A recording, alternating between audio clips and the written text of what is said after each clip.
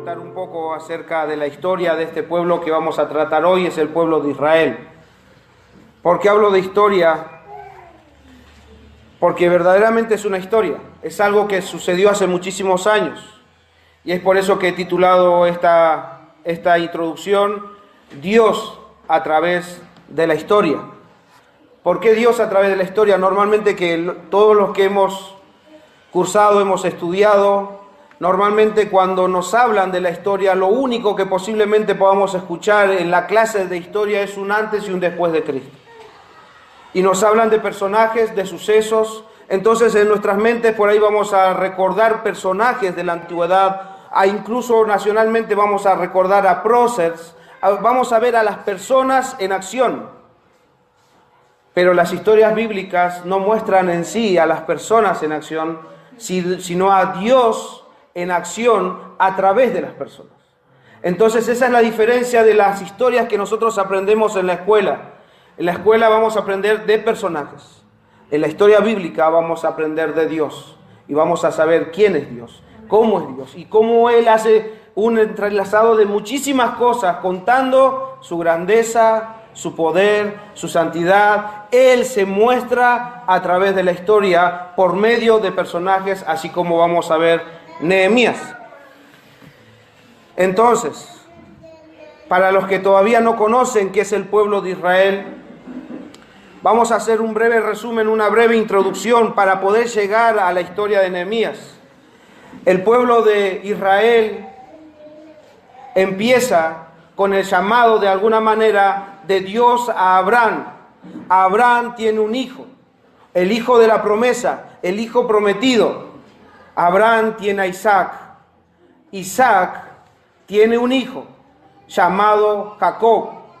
Este Jacob era mellizo. No voy a hacer tan larga la historia, voy a tratar de hacerlo corta y voy a ir al grano. Jacob, Dios le cambia el nombre y le llama Israel. Este Jacob, este Israel, va a tener 12 hijos, que son las 12 tribus de Israel, de las cuales Dios iba a ser su nación y su pueblo. Este pueblo, por distintas circunstancias, llega a Egipto, y en Egipto se multiplicaron de tal forma que los egipcios tuvieron celo de este pueblo y pensaban que este pueblo, si seguía así de esa forma, el pueblo de Israel iba a esclavizar a los egipcios. Entonces el faraón los hace sus esclavos. Y así estuvieron por muchísimo tiempo como esclavos, hasta que Dios llama a Moisés a liberar a su pueblo de la esclavitud de Egipto. Moisés, obedeciendo a Dios, va y los libera por medio de las señales que Dios hace a través de él. Eso seguramente lo han escuchado, las plagas de Egipto. Abre Dios el mar para que el pueblo de Israel pudiera pasar por suelo. Entonces todo eso ya empezó Dios a mostrar su poder, su grandeza, y mostrarle al pueblo de que Él iba a cumplir con lo que con lo que les había prometido, que los iba a liberar de la esclavitud de Egipto. Los lleva a la tierra prometida.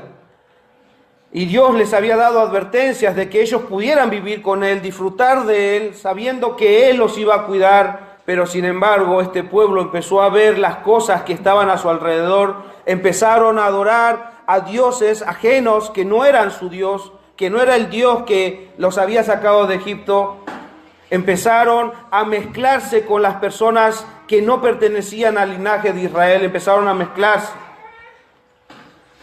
Y Dios, una y otra vez, por medio de los profetas, le hablaba al pueblo de que se volvieran de esa conducta que estaban teniendo, de rebelarse contra Dios. A este Dios, el Dios que los había sacado de Egipto, de la esclavitud de Egipto, le empezaron a dar la espalda a su pueblo. Los que han leído el Antiguo Testamento saben ya que en el proceso inclusive ya murmuraban contra Dios. Entonces, este pueblo de Israel, esto es parte de la historia, este es un suceso que pasaron en la historia y debemos conocerla, y para poder entender el libro debemos saber por qué están ahí donde están. Entonces, ¿qué pasó? Una y otra vez Dios, hablando a sus profetas, por medio de sus profetas, le decían arrepiéntanse, vuélvanse a Dios, porque el Dios que los sacó de Egipto había dado también advertencias. Entonces Dios advertía al pueblo, pero los que escuchaban no atendían al llamado, no atendían a las advertencias que Dios les había dicho. Dios les dijo que si ustedes permanecen conmigo, todas las cosas van a salir a bien, porque Dios va a estar guiando su camino. Pero si se rebelan contra mí, también iban a ver las consecuencias de su rebeldía, pues la disciplina iba a llegar sobre este pueblo por medio de su rebeldía. Por la rebeldía del pueblo, este pueblo estaba trayendo sobre ellos la disciplina. De tal forma que en el año más o menos 722 antes de Cristo, Dios envía a un ejército, al ejército de los asirios, para llevar cautivos a 10 de las tribus de Israel. O sea que ahí empieza el proceso de disciplina, enviando primero al rey de los asirios a conquistar parte de las tribus de Israel. ¿Cuántas tribus dije que eran? 12. Y 10 de esas tribus son llevados cautivos, o sea, prisioneros. Dios empezó a ejecutar la disciplina a este pueblo rebelde, por su rebeldía y por no atender a las advertencias de Dios. Entonces, eso está en Segunda de Reyes 17, después les pasamos el audio, después léanlo en sus casas. No voy a citar todos los pasajes, voy a ver algunos pasajes que son importantes, pero esta situación de los asirios llegando a Israel está en Segunda de Reyes 17. Los otros dos que faltaban, ellos vieron la calamidad que les había llegado, pero a pesar de todo eso, estas dos tribus, que son Judá y Benjamín, insistieron también ellos en continuar su rebeldía contra Dios, viviendo como los otros pueblos, adorando los dioses de los otros pueblos, rindiendo culto a esos dioses y mezclándose aún todavía con ellos. De tal forma que Dios tuvo que enviar nuevamente, años más tarde, 597 más o menos antes de Cristo, Dios envía a otro ejército. Envía al rey de Babilonia, al ejército babilónico. Envía a Jerusalén, que era la capital de Judá. Y este pueblo, esta tribu, Judá, junto a Benjamín, son llevados cautivos a Babilonia. Son llevados otra vez, como los otros 10, ahora estos otros dos son llevados a Babilonia como prisioneros.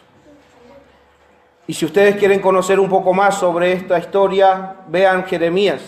Yo voy a citar algunos pasajes nada más, pero la historia de Jeremías cuenta de el profeta Jeremías llamando, advirtiendo a su pueblo una y otra vez, pero la gente no escuchaba. Entonces, si quieren, abran sus Biblias en Jeremías 25. Vamos a leer algunos pasajes para entender un poco esto. Si bien todo este resumen que le estoy haciendo es porque como que ya lo he estado leyendo durante todos estos días, pero vamos a ir a la palabra.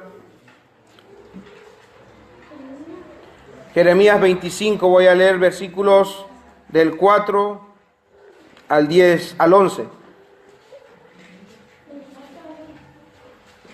Dice así: y envió Jehová a vosotros todos sus siervos los profetas. Jeremías era un profeta, pero antes habían venido otros en nombre de Dios, hablándoles para que se volvieran a Dios. Entonces dice, y envió Jehová a vosotros, hablándole al pueblo de Israel, todos sus siervos los profetas, enviándoles desde temprano y sin cesar. ¿Se dan cuenta cuán paciente era Dios? Sin cesar. Pero no oísteis, ni inclinasteis vuestros oídos para escuchar. ¿Qué quiere decir esto? Que ni siquiera le tomaron importancia a lo que los profetas estaban diciendo. No inclinaron sus oídos para escuchar. Cuando decían, volveos ahora de vuestro mal camino y de la maldad de vuestras obras, y moraréis en la tierra que os dio Jehová a vosotros y a vuestros padres para siempre. Y no vayáis en pos de dioses ajenos. ¿Se dan cuenta de lo que estaban haciendo? Sirviéndoles y adorándoles, ni provoquen a ira con la obra de vuestras manos, y no os hará mal. Versículo 7. Pero no me habéis oído, dice Jehová, para provocarme a ira con la obra de vuestras manos para mal vuestro. Por tanto, así ha dicho Jehová de los ejércitos: por cuanto no habéis oído mis palabras, he aquí, enviaré y tomaré a toda la tribu del norte, dice Jehová, y Nabucodonosor, rey de Babilonia, mi siervo, y los traeré contra esta tierra y contra sus moradores y contra todas las naciones en derredor, y los destruiré y los pondré por escarnio y por burla y desolación perpetua, y haré que desaparezca de entre ellos la voz de gozo y la voz de alegría, la voz de desposo y la voz de desposada, del desposado y de la desposada, ruido de molino y luz de lámpara. Toda esta tierra será puesta en ruina y en espanto, y servirán estas naciones al rey de Babilonia 70 años. Qué malo que es Dios, ¿no? ¿Es malo Dios por lo que está haciendo? Va a mandar a un pueblo a desolar Jerusalén, va a desolar todo lo que había sido construido. ¿Dios quería eso? Dice que por su rebeldía, por no escuchar a Dios, por estar adorando a otros dioses, Dios, por amor a su pueblo, iba a enviar la disciplina. Iba a enviar la disciplina a este pueblo. Por 70 años iban a estar esclavizados. 70 años. Y en el transcurso de esos años que este pueblo es llevado, y la desolación en Jerusalén, todo destruido, quemado, todo destrozado, en el transcurso de estos años, mientras el pueblo de Dios permanecía en esclavitud por su pecado, el imperio babilónico, ¿qué pasó? Era poderoso, pero fue derrotado. Fue derrotado, y ahora viene a gobernar todo lo que era alrededor, todo lo que se conocía como mundo en ese momento, el imperio persa. Los persas gobiernan, derrotan al imperio babilónico, y empiezan a actuar los persas. Y eso después, si quieren, lo pueden ver en las profecías de Daniel, que iban a venir otro reino y otro reino, que iban a suceder al otro. Pues Daniel está en ese mismo periodo de la cautividad. Cuando este pueblo fue llevado a Babilonia, él en Babilonia profetiza estas cosas, pasa que los persas vienen, y otro personaje que también está en este mismo periodo es Esther. Esther está en el mismo periodo donde pasaron en la esclavitud. Estos dos personajes, tanto Daniel como Esther, fueron cercanos al rey, a los reyes, pero sirviendo en esclavitud. Pero el Señor puso un término, y cuando el tiempo de la disciplina se había cumplido para este pueblo rebelde, entonces la lección había sido aprendida por este pueblo. Ahora empieza la función de la promesa de Dios a su pueblo.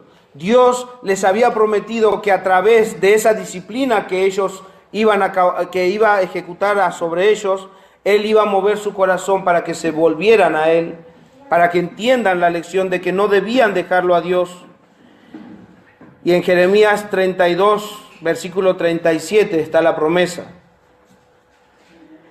He aquí que yo los reuniré de todas las tierras a las cuales los eché con mi furor y con mi enojo e indignación grande. y los haré volver a este lugar y los haré habitar seguramente. Los haré volver, dice ahí. Entonces, en su fidelidad, Dios movería a los reyes que tenían en cautiverio a su pueblo para que puedan retornar a su tierra. Y no solamente retornar a su tierra, porque no se trataba de un lugar físico. ¿Saben qué es lo que pasaba en ese lugar? La presencia de Dios habitaba en ese lugar. Y cuando Dios los hace volver a esa tierra, los está haciendo volver a la comunión y a la adoración con Dios nuevamente. Porque por el pecado habían sido desterrados. Ahora, por el arrepentimiento que este pueblo iba a tener, por el corazón que se quería volver a Dios, Dios ahora los va a traer de nuevo para que la presencia de Dios esté nuevamente en medio de ellos. Y así, cuando Dios dijo esto, se cumplió el tiempo. Y ahora acompáñenme a Esdras, al libro de Esdras. Y vamos a empezar a ver cómo esto empezó a suceder, de cómo Dios, otra vez, se dan cuenta que siempre es Dios. Cómo Dios ahora, ¿quién trajo al pueblo de los asirios primero? ¿Quién lo trajo? Dios. ¿Quién trajo a Nabucodonosor para disciplinar a Israel? Ahora vamos a ver quién es el que trae o quién mueve a los reyes que los tenían en cautiverio para que su pueblo vuelva al lugar de donde habían salido. Esdras, capítulo 1, versículo 1 al 3. Todo empieza, este movimiento va a empezar con el decreto del rey Ciro. Versículo 1. En el primer año de rey Ciro de Persia, se dan cuenta que ahora estaban gobernando los persas, rey de Persia, para que se cumpliese la palabra de Jehová por boca de Jeremías. Jeremías había hablado años después, ahora se va a cumplir la promesa. Dice, para que se cumpliese la palabra ¿de quién? De Jehová, por boca de Jeremías. Despertó Jehová el espíritu de Ciro, rey de Persia. Rey de Ciro, rey de Persia, no era parte del pueblo. Era un pueblo, un dios ajeno, un rey ajeno a Dios. Pero Dios ahora va a mover el espíritu de este rey. Dice, ¿para qué? El cual hizo pregonar, este rey hizo pregonar de palabra y también por escrito por todo su reino, diciendo, así ha dicho Ciro, rey de Persia, Jehová, el Dios de los cielos, me ha dado todos los reinos de la tierra y me ha mandado que le edifique casa, ¿dónde? En Jerusalén, que está en Judá. Y entonces empieza el mandato diciendo, quien haya entre vosotros de su pueblo, sea Dios con él y suba a Jerusalén, que está en Judá, y edifique la casa de Jehová, Dios de Israel. Él es el Dios, la cual está en Jerusalén. Dios, su presencia, la presencia de Dios estaba en Jerusalén. Ahora Él está pidiendo que puedan edificarle ese templo para que nuevamente la presencia de Dios baje en ese lugar. Sigamos. Otra vez Dios moviendo. Ya movió al rey Ciro. ¿Y quiénes suben primero? Zorobabel y Jesúa guiaron el primer contingente de judíos con el propósito de reconstruir la casa de Dios. No fue fácil, eso lo hemos visto cuando hemos estudiado Esdras. No fue fácil, hubo inconvenientes, pero nada ni nadie podía frustrar lo que Dios había empezado. Capítulo 2. Versículo 1 y 2 de Esdras dice, estos son los hijos de las provincias que subieron del cautiverio de aquellos que Nabucodonosor, rey de Babilonia, había llevado cautivos a Babilonia y que volvieron a Jerusalén y a Judá, cada uno a su ciudad, los cuales vinieron ¿con quién? Con Zorobabel, Jesúa, Nehemías, etcétera, etcétera. Nehemías, este Nehemías, ahora cuando empecemos a ver, no es el mismo Nehemías del libro que estamos estudiando. No. Ahora van a saber por qué. 70 años más tarde, después de que el decreto de Ciro fue dicho, el pueblo fue guiado por Zorobabel, fue guiado y liderado por Zorobabel y Jesúa. Ellos suben a reconstruir el templo. 70 años, cuando nosotros leemos pareciera que no pasa tiempo, uno va leyendo y ya lo reconstruyeron, pero pasó muchos años. Y escuchen esto, 70 años más tarde, Dios mueve a un segundo grupo de regreso, y esta vez va a ser encabezado por Esdras. Estos llevarían los recursos para adornar el templo y traerían de regreso los utensilios del templo que fueron saqueados por Nabucodonosor. Y también Esdras tomaría el papel de sacerdote, reformaría la adoración en el templo de Dios y también designaría líderes y gobernantes para que supervisen los asuntos políticos en Jerusalén. O sea que no solamente reconstruye el templo, sino que ahora va a traer a Esdras para que se reedifique nuevamente la adoración en el templo y empieza a poner en orden ahora al lugar, a Jerusalén nuevamente. Capítulo 7 de Esdras. Esto es un recordatorio de lo que vimos. Esdras ya lo vimos, ¿eh? Pero para los que no pudieron estar, vale la historia para recordar. Capítulo 7, versículos 6 y 7 dice así: Este Esdras subió de Babilonia, era escriba diligente en la ley de Moisés, que Jehová Dios de Israel había dado, y le concedió el rey todo lo que le pidió, porque la mano de Jehová su Dios estaba sobre Esdras. ¿Por qué consiguió? Porque le caía bien al rey. O como nuestros dichos en acá, ¿no? Porque le chupaba las medias al rey. No, ¿por qué?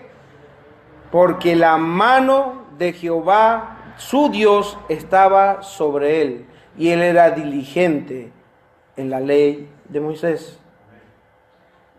Versículo 7, y con él subieron a Jerusalén algunos de los hijos de Israel, de los sacerdotes, levitas, cantores, porteros, sirvientes del templo, y en el séptimo año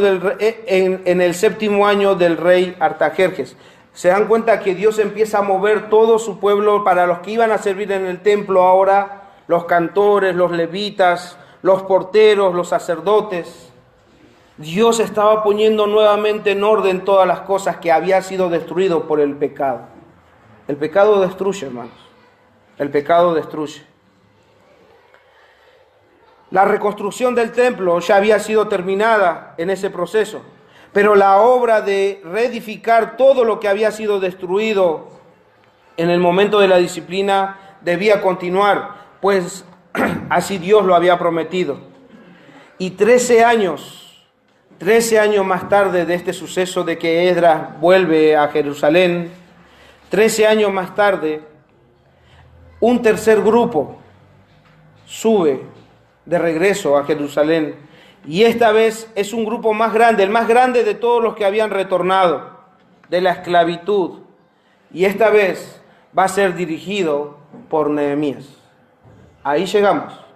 Espero que no se hayan dormido con la historia, porque es necesario saber todo. ¿Para qué? Para empezar algo. Porque si no vamos a empezar Nehemías sin saber de por qué estaban ahí. Este grupo también van a tener un objetivo. Tienen un propósito, porque todos los que volvieron iban haciendo una cosa, después lo otro completaban, y este otro grupo que va a subir con Nehemías también va a tener un propósito que lo vamos a estar viendo en los domingos siguientes. Ahora sí, vamos a Nehemías. Nuestro Dios moviendo personas, moviendo corazones, ¿para qué? Para cumplir su promesa. Ya 2 contingentes habían subido y ahora el tercer contingente. Los siguientes domingos vamos a desarrollar mucho más sobre estos temas con los propósitos que Dios los había movido. Pero vayamos al versículo 1. Dice, palabra de Nehemías, hijo de Acalías, aconteció en el mes de Quisleu, en el año 20, estando yo en Susa, capital del reino. Vamos a desarrollar los 3 versículos, pero vamos por partes, así no retraso más la predicación. Palabra de Nehemías, hijo de Acalías. La palabra Nehemías tiene un significado y es Jehová consuela. Este pueblo atribulado, este pueblo disciplinado, necesitaba el consuelo del Señor. Y Nehemías iba a cumplir ese propósito, porque iba a llevar consuelo de Jehová a este pueblo, a ese pueblo que todavía no había terminado de hacer lo que tenían que hacer. Ya habían ido 2 contingentes, pero seguramente por lo que vamos a leer faltaba algo, y eso iba a traer consuelo a este pueblo. Jehová consuela. Nehemías, en este caso, este personaje Nehemías aparece solamente en este libro. Y se añade hijo de Acalías, por lo que decía Amara. ¿No es el mismo que apareció en Esdras? No. Hijo de Acalías, ¿para qué? ¿Por qué dice hijo de Acalías? Para distinguirlo de otros personajes que llevan el mismo nombre. Porque Nehemías, hay varios Nehemías en toda la Biblia, pero no siempre es el mismo. En este caso dice Nehemías, hijo de Acalías. Ese es el Nehemías del libro, ¿sí? Bueno, este hombre nos cuenta algo. Dice que aconteció en el mes de Quisleu, ese es el calendario judío que corresponde a noviembre y a diciembre de nuestro calendario. O sea, esa parte, nosotros debemos, ¿qué será Quisleu? Bueno, en nuestro calendario es fines de noviembre y partes de diciembre también, ¿sí? Ese es nuestro calendario. Estando yo en Susa, capital del reino. ¿Qué era Susa?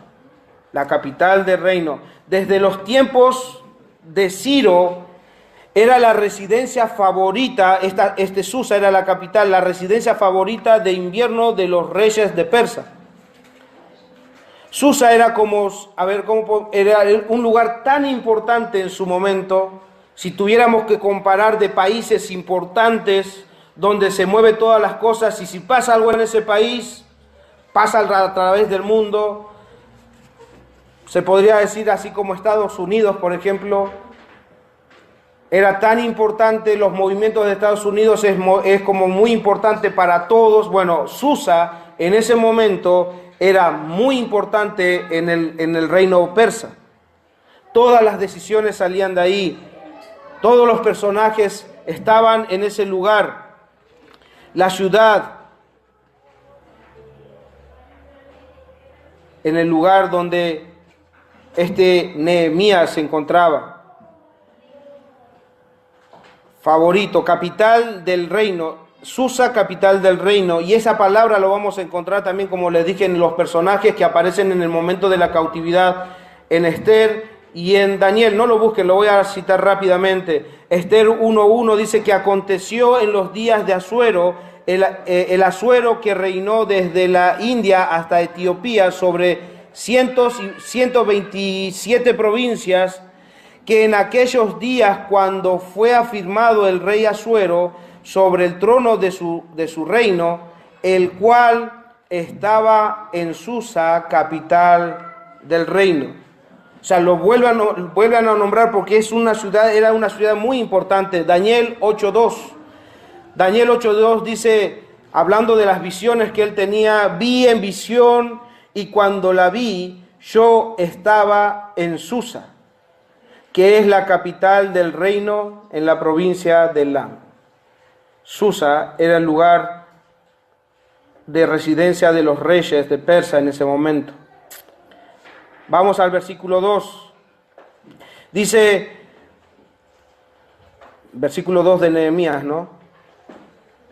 Dice que vino Hanani o Hanani, uno de mis hermanos, con algunos varones de Judá, y les pregunté por los judíos que habían escapado, que habían quedado de la cautividad y por Jerusalén. O sea, que Nehemías se encuentra con personas que vienen de Jerusalén. Dice, y este Hanani, uno de mis hermanos, esa palabra, uno de mis hermanos, no es la misma palabra griega que nosotros conocimos como hermanos en el Nuevo Testamento. En el Nuevo Testamento, hermanos es la palabra adelfos, que significa pariente cercano, como que pariente o del mismo padre. Pero no es así en hebreo. Esto dice uno de mis hermanos, no está diciendo que es no está afirmando de que es hermano como si fuera del mismo padre. En hebreo tiene varias connotaciones y no nos indica solamente, digamos, que es del mismo padre, sino también puede usarse para referirse a pariente, compañero, miembro del mismo clan, tribu o pueblo.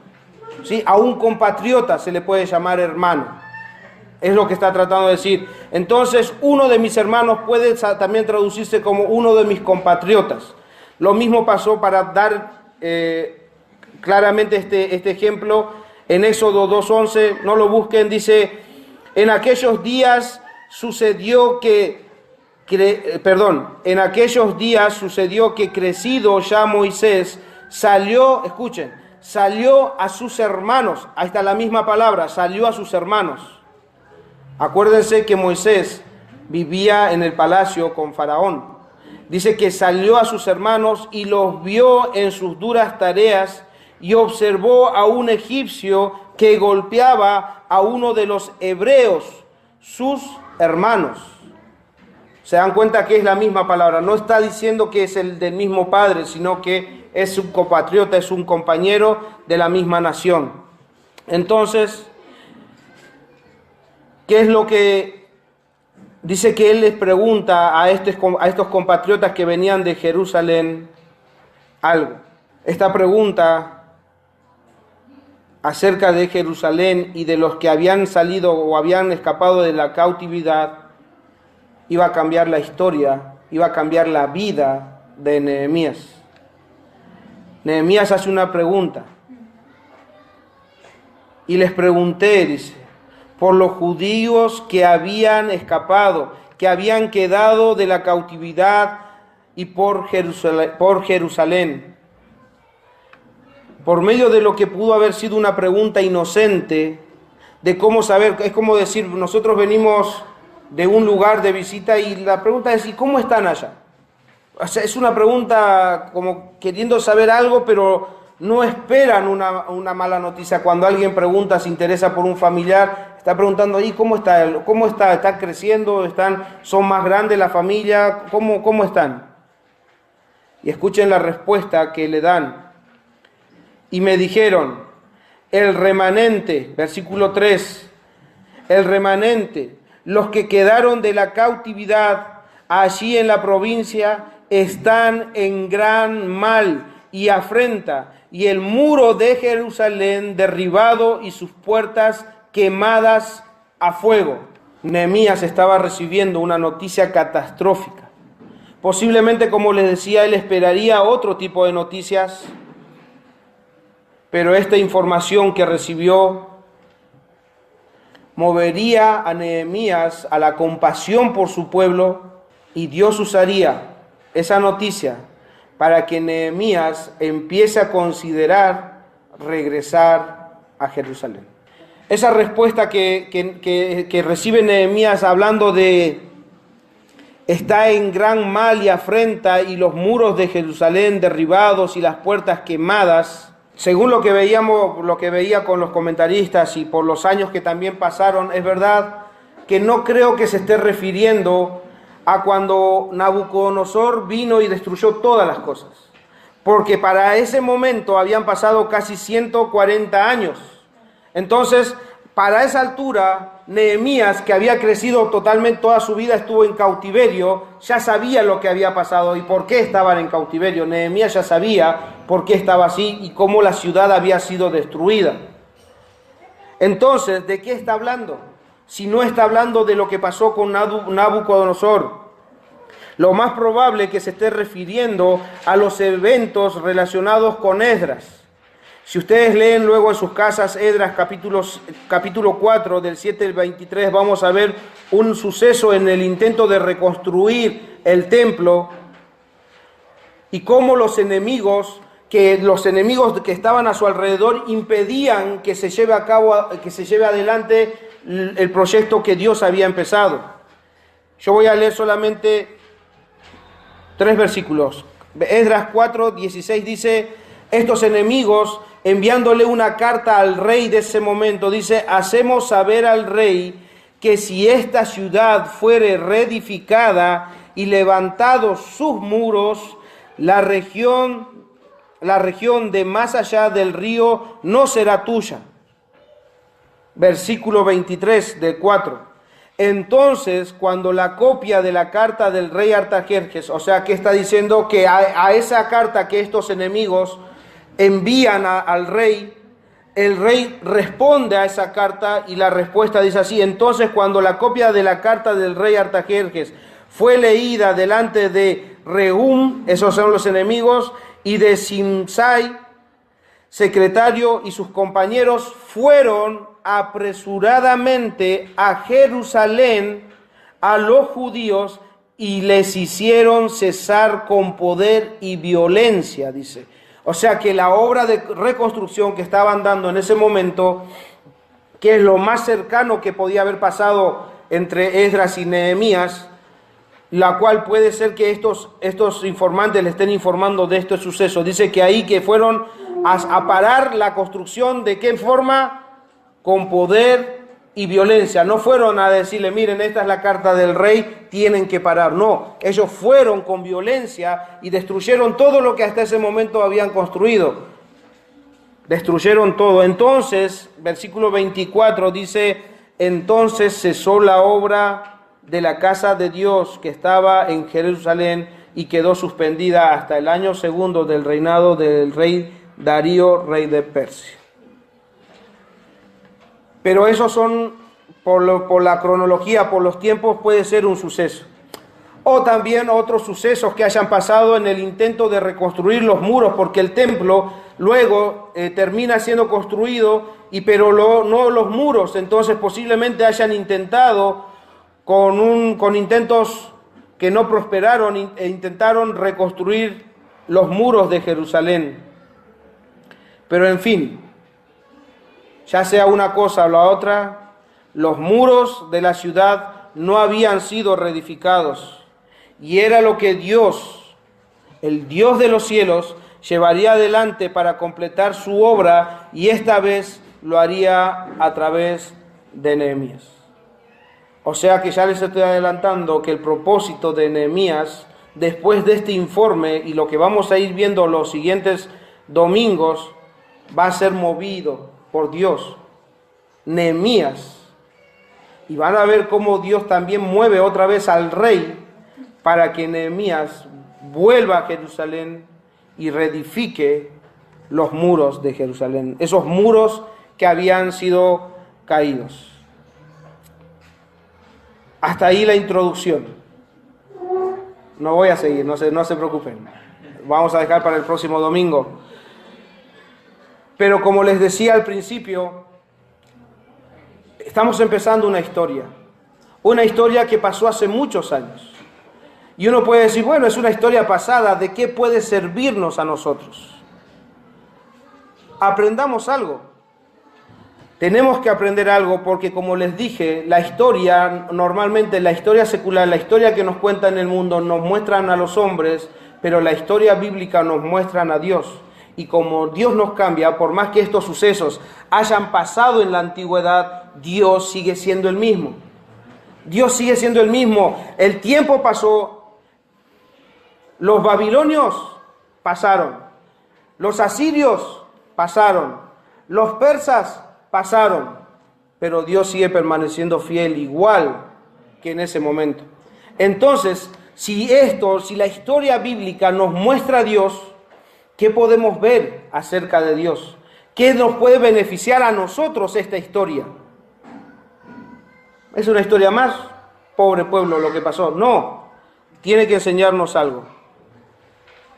Primero, de modo de aplicación para nosotros. Es por eso que debemos pedirle al Señor sabiduría para oír, porque Dios quiere enseñarnos algo a través de esa historia. Porque, hermanos, la sociedad, nuestra carne y muchos lugares nos enseñan que la historia de la humanidad es hombrecéntrica, como se trata todo del hombre, todo lo que el hombre hace, lo que el hombre no hace. No, la historia de la humanidad trata de Dios y de su Cristo. Esta historia que nosotros vamos a leer y vamos a culminar en varios domingos no termina ahí. Esta historia que es como parte de toda la historia de redención que Dios va a hacer. La historia de Dios termina con la venida del Rey en su gloria, con la venida de Cristo en su gloria. Ahí termina, ese es el fin de la historia. Entonces, esto simplemente es un proceso para mostrarnos cómo es Dios, quién es Dios y lo que Él hace y lo que Él mueve para que sus propósitos sean llevados a cabo, para que nosotros conozcamos que Dios es fiel para cumplir todas sus promesas e incluso sus advertencias. Entonces, ¿qué nos enseña esto? Que debemos inclinar el oído y disponer el corazón a la palabra de Dios. Ya hemos escuchado la historia. La historia nos ha contado de un pueblo que no quiso escuchar las advertencias de Dios, un pueblo que no quiso prestarle atención a la palabra de Dios, no quiso estar con Dios, no quiso caminar con Dios. Se complació este pueblo de andar con dioses ajenos, de andar como el mundo andaba y no conforme a la voluntad de Dios. ¿Qué nos enseña esto? Este pueblo que fue liberado del pueblo de Egipto se rebeló contra Dios. Nosotros, hermanos, de la misma forma y espiritualmente somos liberados de nuestra esclavitud del pecado. Pero vamos a imitar el corazón de estos que no querían escuchar las advertencias de Dios, que no querían inclinar su oído a la palabra de Dios. Hermanos, por amor a nuestro Salvador, debemos prestar atención a su voz. Ya he dicho varias veces que desde el púlpito, cuando nosotros le decimos presten atención a la voz de Dios, presten atención a lo que Dios nos habla, no es que estoy diciendo presten atención a lo que Ale les está diciendo cuando le toca predicar a Bruno, a lo que Bruno les está diciendo, o Marco, o presten atención a las enseñanzas de Dios. Hermanos, deben saber esto. Jeremías hablaba de parte de Dios y no le quisieron escuchar. Nosotros no es que venimos a darle nuestras palabras, y es por eso que deben orar. Si nosotros les damos la palabra de Dios, hermanos, si nosotros les damos la palabra de Dios fielmente y sin adulterar, el Señor exige obediencia. El Señor quiere que su pueblo viva con Él, que disfrute de Él, que camine con Él, y no sean como este pueblo que rehusó, que rechazó la voz de Dios.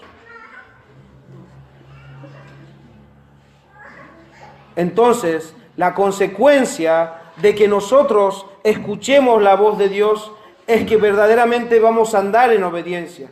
Pero la evidencia de que nosotros no escuchamos la voz de Dios es porque estamos endureciendo nuestro corazón. Y eso lo sabemos cada uno de nosotros.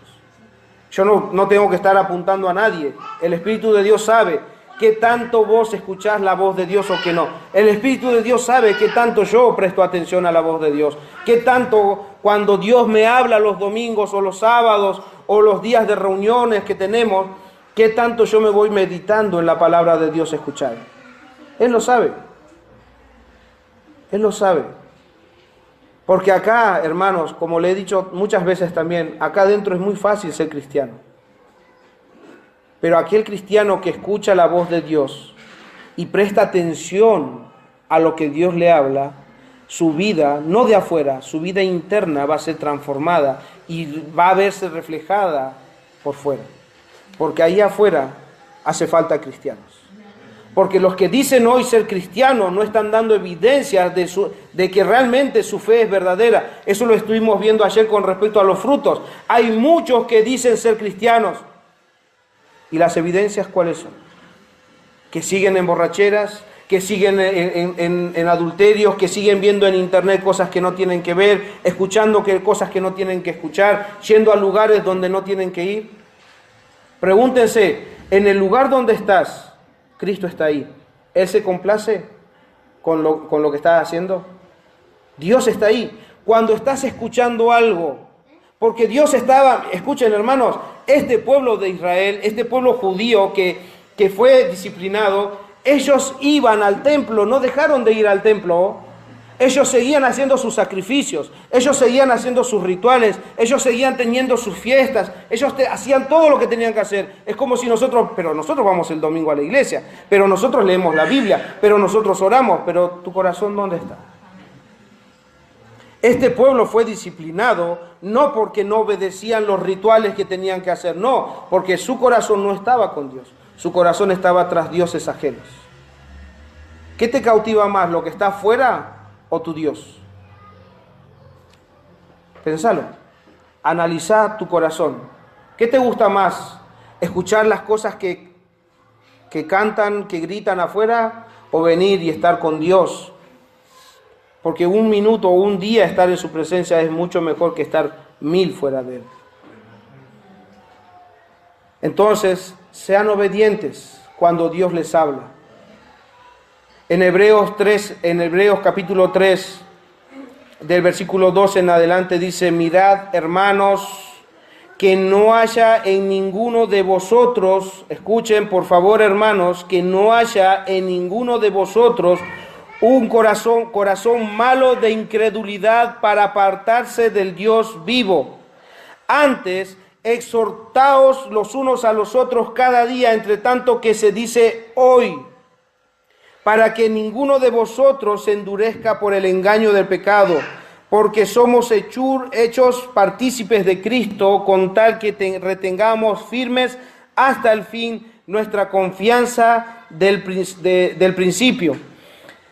Entre tanto que se dice, si oyeres hoy su voz, no endurezcáis vuestros corazones como en la provocación. No provoquen a ira a Dios, porque Dios no cambió. Dios sigue siendo el mismo. Dios sigue siendo el mismo. Entonces, si yo escucho la voz de Dios, hermanos, y yo sigo como si nada, si el Señor nos está hablando a través de la predicación, a través de la enseñanza, como les he dicho, y yo sigo como si nada pasara, el pueblo vio consecuencias. Y no crean que Dios no va a disciplinarnos.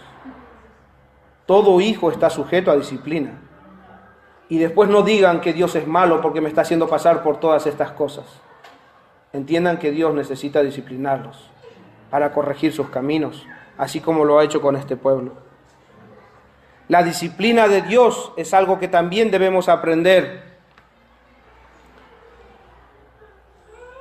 Fue Dios que trajo la calamidad a este pueblo rebelde.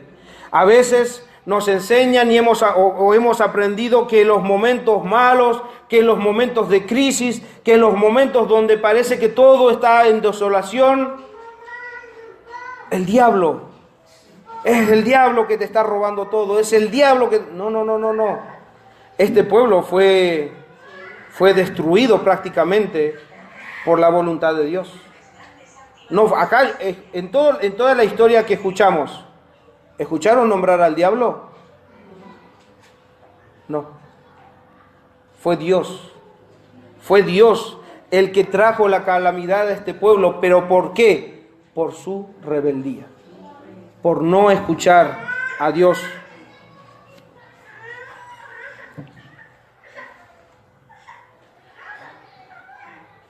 Muchos en nuestros días hablan diciendo que los hijos de Dios no pueden pasar malos momentos, los hijos de Dios deben andar en prosperidad. en prosperidad, tienen que tener buenos negocios, deben ser empresarios, tienen que ser esto, saquen el tigre que hay en vos. No, lo que hay en vos es pecado, saca eso, no saques el tigre que hay en vos. Pero es así, y es así que también en el pueblo, lean Jeremías, hermanos, lean Jeremías y van a ver que habían falsos profetas que Jeremías les decía: arrepiéntanse, vuélvanse de sus malos caminos, porque Dios va a enviar a otro pueblo y va a venir y nos va a conquistar y nos va a llevar a la esclavitud. Falsos profetas decían: no, nosotros somos los hijos de Dios, somos el pueblo de Dios, nadie va a venir a llevarnos como esclavos. El que venga, nosotros le vamos a hacer esclavos de ellos, nosotros vamos a hacer esclavos a ellos. Nosotros somos los hijos de Dios, nosotros somos hijos, el pueblo de Dios, así que al pueblo de Dios nadie lo va a tener en esclavitud. ¿Qué pasó? Fueron esclavos. Pero prefirieron escuchar esas voces en vez de escuchar la voz de Dios. Entonces, no escuchen esas voces que les dicen: no, los hijos de Dios tienen que prosperar, tienen que tener autos, casas, y tienen que poder hacer viajes en cruceros, pueden hacer todas esas cosas, todo mentira, y lo único que hace es distraer tu mirada para que vos no puedas ver tu pecado, para que no estés viendo lo que realmente necesitas, es arrepentirte de tu pecado.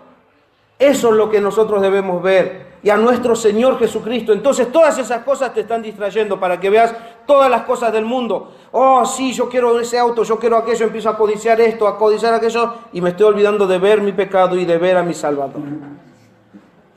No se distraigan con esas cosas, porque la disciplina del Señor siempre va a estar ahí. La disciplina, hermanos, llegó al pueblo y Dios no cambió. La disciplina puede llegarnos también a nosotros. Ya tenemos ejemplos, no tiene que ser así.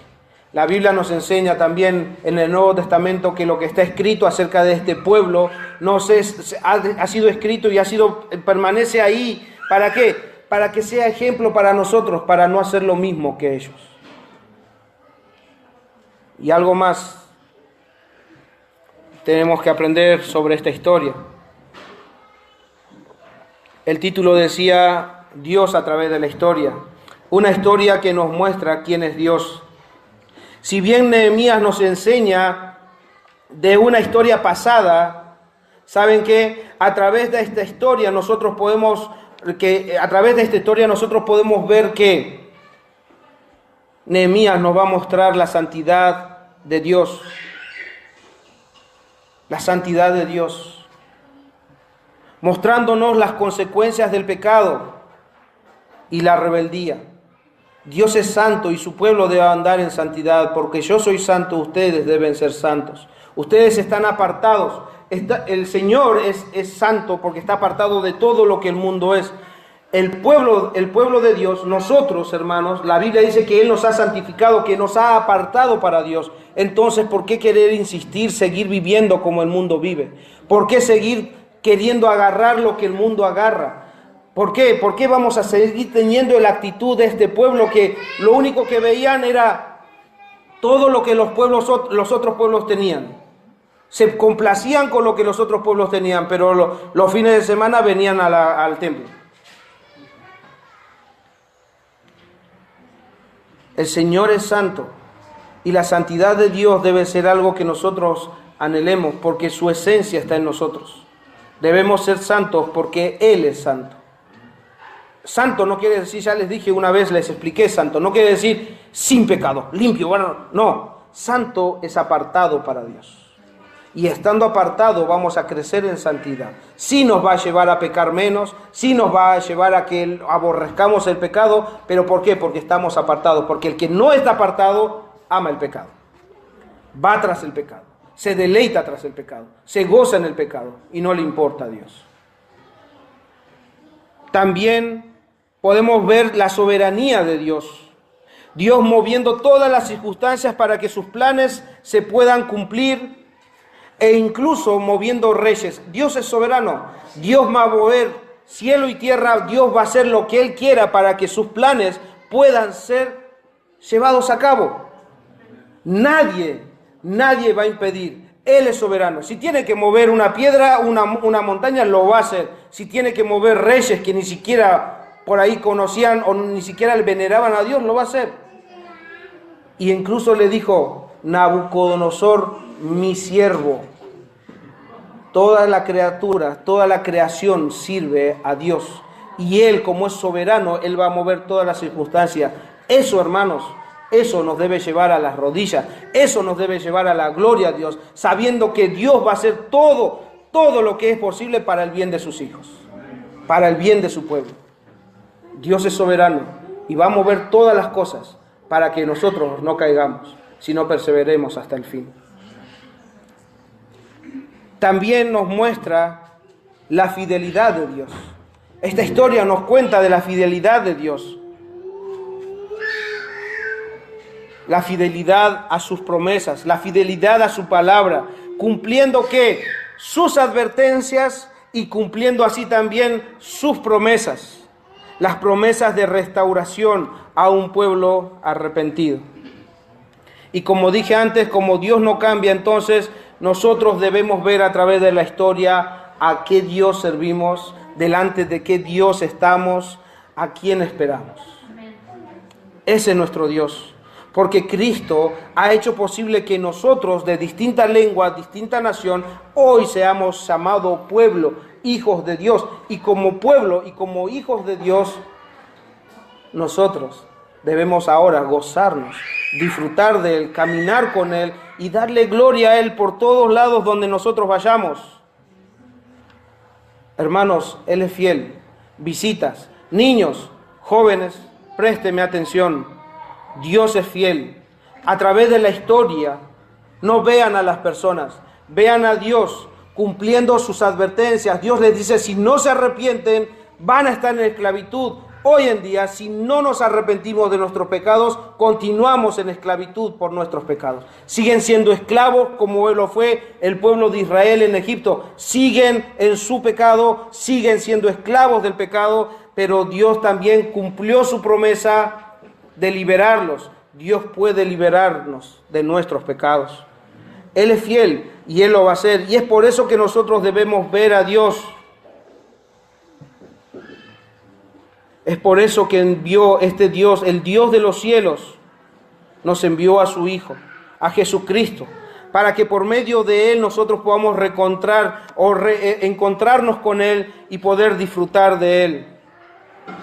Hermanos, niños y jóvenes y visitas, Dios no cambia. Y Dios, antes de ejecutar sus juicios, ¿qué hizo? Antes de ejecutar la disciplina, ¿qué es lo que hizo? Llamó al arrepentimiento.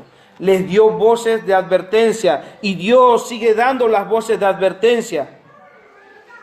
Él sigue llamando a personas a que se vuelvan a Él. Pregunta, ¿vas a ser como este pueblo que no escucha la voz de Dios, no escucha las advertencias? Pero ¿saben qué? Este pueblo sufrió las consecuencias, pero aquel que no escucha el llamado de Dios, aquel que no escucha que tiene que arrepentirse y creer en Dios, en Cristo, va a sufrir consecuencias, pero las consecuencias no van a ser similares a esas, van a ser peores. Van a ser peores. En 1 Corintios 6, 9 y 10 y Apocalipsis 21, 8. Escuchen, por favor, la voz de advertencia. Él, nuestro Dios, el Dios de los cielos, sigue dando advertencia, sigue dando voces de advertencia. ¿Cómo lo hizo en ese momento? Por medio de sus profetas. ¿Cómo lo hace en este momento? Por medio de su palabra. Porque lo que nosotros hacemos es darles lo que ya Dios habló y lo que Dios advirtió, Él lo sigue diciendo de esta manera.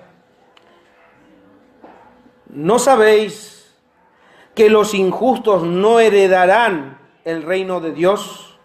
No erréis. En otras traducciones dicen, no se engañen a ustedes mismos. Ahora, ustedes saben que no erréis, ni los fornicarios, escuchen, esto es una advertencia. Los injustos no heredarán el reino de Dios. No erréis, ni los fornicarios. ¿Qué son los fornicarios? Aquellos que se unen a una mujer o a un hombre sin estar casados. Ni los idólatras. Los idólatras son todos aquellos que cambian a Dios por cualquier cosa. Llámese cualquier cosa, podemos dar muchísimos ejemplos. Si vos no servís a Dios y te vas por otras cosas, o te satisface más el dinero, te satisface más el éxito, te satisface más una persona que Dios, eso es idolatría. Cambiar a Dios por cualquier cosa. Eso es idolatría. No es, a veces nosotros pensamos que la idolatría solamente es ir a un lugar y arrodillarse ante una imagen. Incluso vos podés ser idólatra de vos mismo. Porque la imagen que tenés es decir, no, pero yo qué mal hice.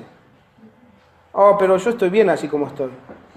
Y te sentís bien así como estás, es porque tu idolatría está en vos mismo. Porque en nosotros no hay ningún bien. Solamente en Cristo está el bien. Entonces, no erréis ni los fornicarios, ni los idólatras, ni los adúlteros. ¿Hace falta decir quiénes son los adúlteros? Pero sí puedo decir que cualquiera que mira a una mujer o la mujer mira al sexo opuesto y la codicia para sí, ya con ella adulteró en su corazón.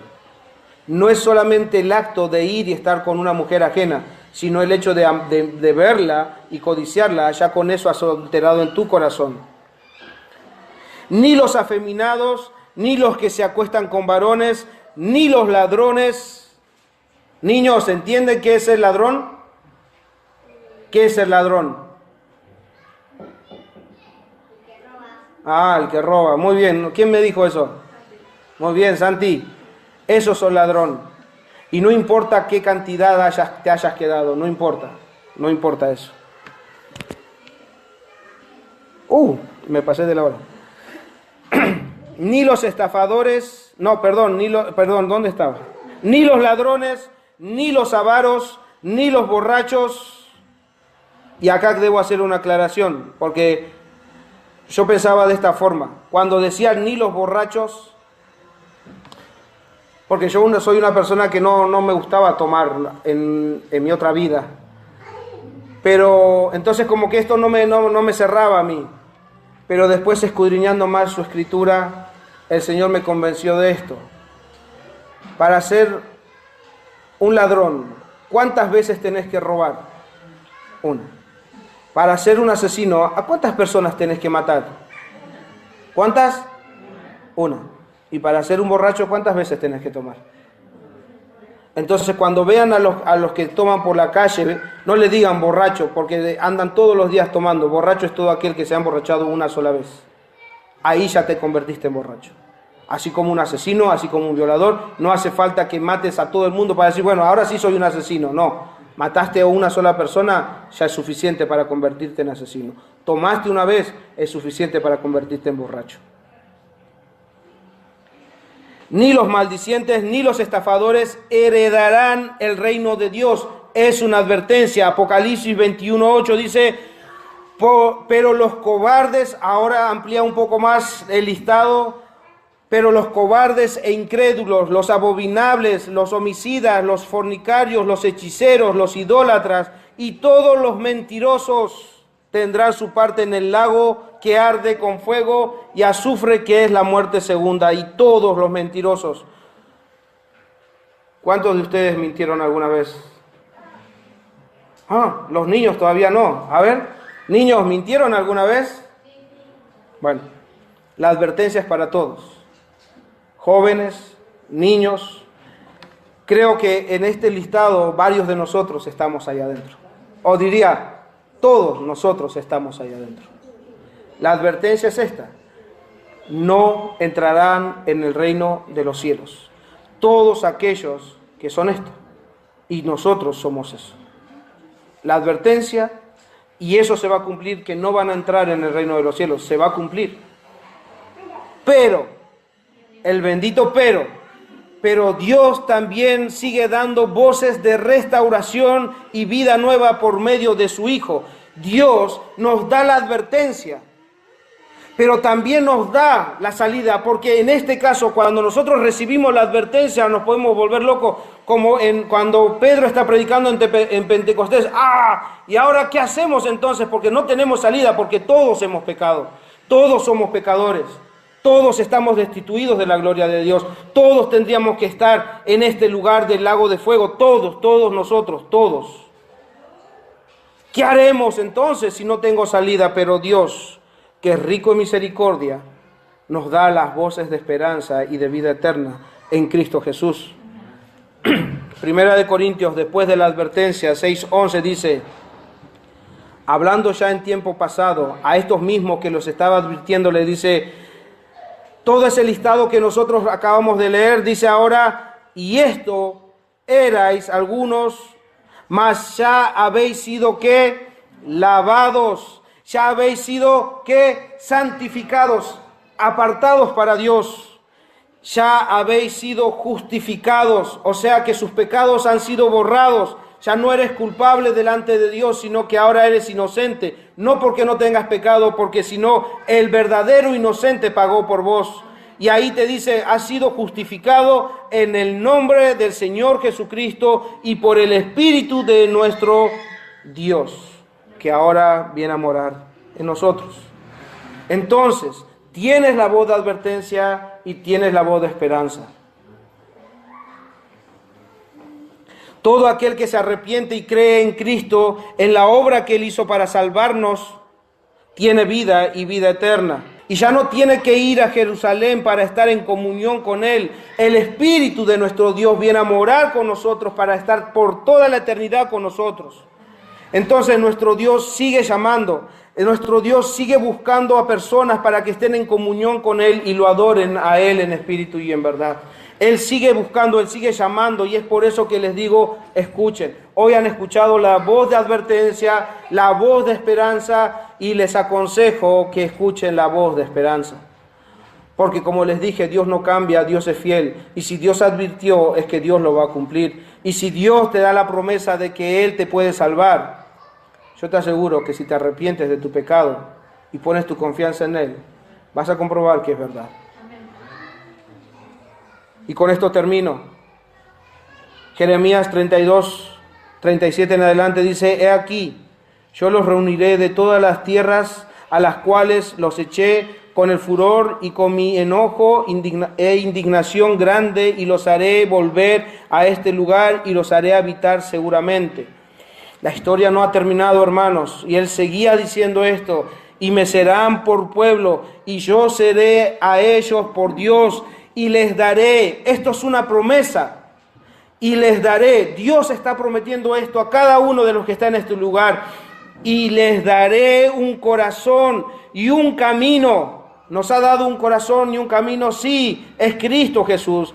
Y les daré un corazón y un camino para que me teman perpetuamente, para que tengan bien, para que tengan bien ellos y sus hijos después de ellos. Y haré con ellos pacto eterno, que no me volveré atrás de hacerles bien, y pondré mi temor en el corazón de ellos, para que no se aparten de mí. Oh, bendito Dios. Él es el que hace lo que promete. Él cumple todas estas verdades. Todo aquel que se arrepiente, todo aquel que viene a Cristo es una nueva criatura. Dice, yo les daré un corazón nuevo y pondré mi espíritu. Y no solamente pondrá su espíritu, nos enseñará a andar con Él, a disfrutar de Él. Y no solamente eso, sino que pondrá temor en nuestros corazones para que nunca nos apartemos de Él. Y que nada ni nadie nos podrá separar del amor de Dios que es en Cristo Jesús, Señor nuestro. Hermanos, visitas y niños, si Dios cumple sus promesas, si Dios cumple sus advertencias y todo lo que Él ha dicho, porque es Dios y Él es fiel y Él no miente, les ruego que vengan a Él en arrepentimiento y fe y disfruten de la comunión que Dios nos da por su Espíritu Santo. Cristo es el mediador, Cristo es la salida, Cristo es aquel que nosotros encontramos, en el cual encontramos reconciliación con Dios. Fuera de Él no hay nada. Nada de lo que el mundo te ofrece. Nada. Nada. Llamarle cualquier cosa. Nada de lo que el mundo ofrece va a satisfacer o va a llenar. Lo que el corazón necesita es Cristo, es Dios, es su Espíritu, para que puedan vivir en novedad de vida.